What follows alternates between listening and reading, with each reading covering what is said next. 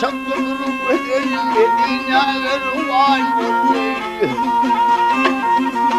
Gönül kâzetti başına Gönlüdüm bağrıma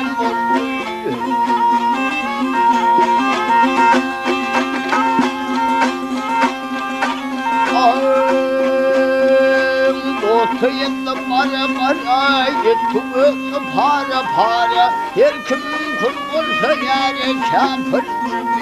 var oldu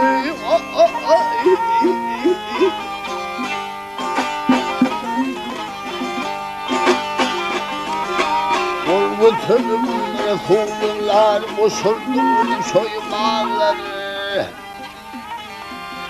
Yap dedim kurşunlu dağlar Yedim aylam duman oldu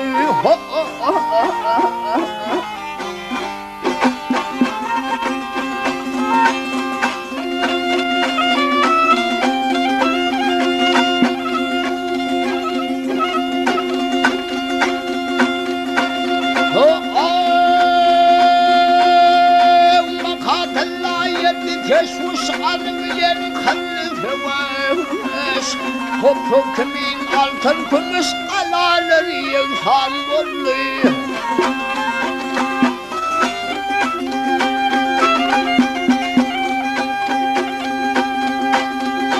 Allah'ım saplar vurun batınları çıktı karşıdan bir derim Anı battırdı gömülür aleyhim kurban oldu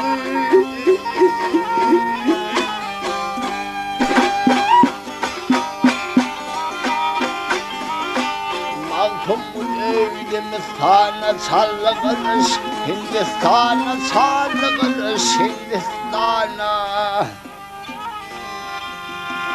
O bedansıdır Türk'ün sanı Yedi adli mahan oldu